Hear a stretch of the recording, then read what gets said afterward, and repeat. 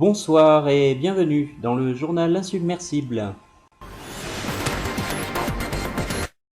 Les urgences en grève, un mouvement qui dure depuis mars dernier. Des mesures ont été proposées cette semaine par la ministre de la Santé Agnès Buzyn.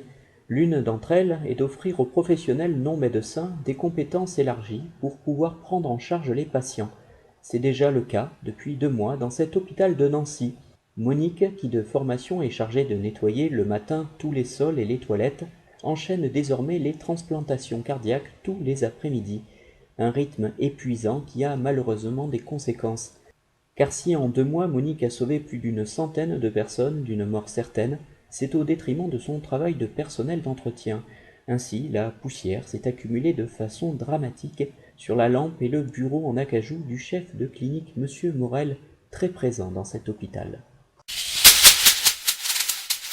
Fini les années interminables de la retraite, à attendre qu'une maladie veuille bien s'occuper de vous, puis encore de longs mois pour que l'hôpital vous délivre enfin un permis de décéder.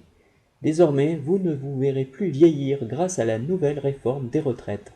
C'est votre entreprise dorénavant qui, à votre départ, vous délivrera ce permis de décéder, ainsi que la carte grise avec votre numéro d'emplacement. Après les grèves dans les urgences en France, c'était l'urgence sur les grèves aux Bahamas, où l'ouragan Dorian a semé le chaos. Alors, il y a 2 semaines, Donald Trump avait suggéré de lâcher une bombe nucléaire dans l'œil de l'ouragan, quand il était encore en mer, et les spécialistes avaient répondu que cela ne perturberait en rien sa course.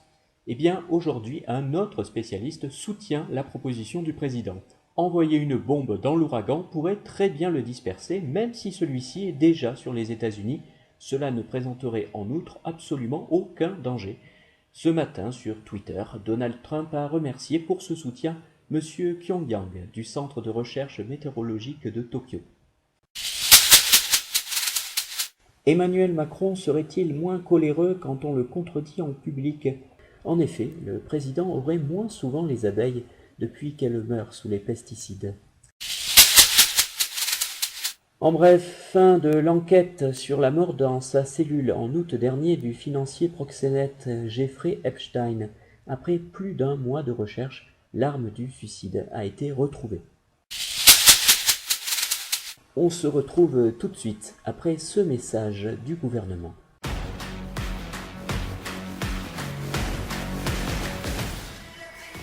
Bonjour à vous.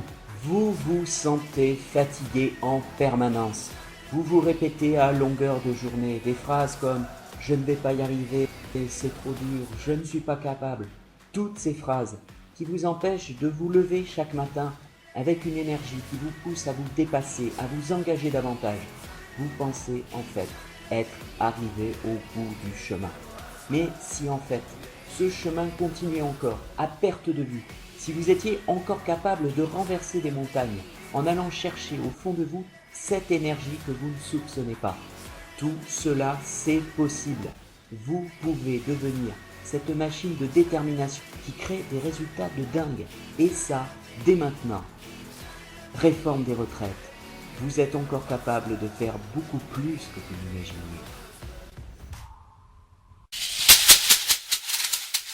Violence policière. 1 mois après l'affaire Steve, ce jeune homme retrouvé mort noyé, une des épreuves du concours de policier a été modifiée. Ainsi, en natation, l'épreuve du mannequin ne consistera plus à aller chercher un mannequin lesté de 60 kg par 5 mètres de fond, mais seulement à le jeter du bord dans le bassin. Santé à présent, en plein projet de loi sur la procréation médicale assistée, une bien triste histoire. Le mois dernier, un couple dont l'homme et la femme sont tous deux claustrophobes avait eu recours pour procréer à la fécondation in vitro. En effet, l'homme ne pouvait pas pénétrer sa partenaire de peur de rester bloqué à l'intérieur. Si la fécondation a été un succès, la grossesse de la mère malheureusement n'ira pas à son terme. Ce matin, l'embryon n'a pas survécu après 18 jours d'enfermement dans le ventre de la mère. Et puis, ne manquez pas ce soir à 22h, Tomates, cœur en berne, un reportage édifiant dans le milieu du mannequinat chez les tomates. Depuis 2 ans maintenant, la tomate cœur de bœuf est la tomate star, la seule. Tout cet été encore, dans les menus des restaurants, les étalages dans les marchés, on ne demande desquels, aux dépens malheureusement des autres variétés, ignorées purement et simplement. Un sentiment d'exclusion qui grandit chez les jeunes tomates, et un milieu de la mode où vous découvrirez que l'on oblige des tomates grappes, ou pire des tomates cerises, à se faire grossir pour ressembler à des cœurs de bœuf. Des conséquences dramatiques puisque beaucoup de tomates, pour y parvenir, sont prêtes à se rendre malades, alternant les phases de boulimie et d'anorexie, tandis que d'autres ont recours à la chirurgie.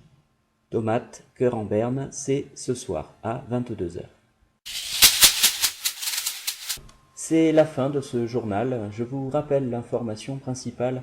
3 mois après l'expédition sur Mars, de nouvelles analyses le confirment. L'air sur Mars ne contient aucune trace de réseau, pas même une petite barrette, que dalle. C'est donc aujourd'hui une certitude. La vie est impossible sur cette planète. Prochain journal insubmersible dimanche 19 heures. D'ici là, bonne semaine en surface.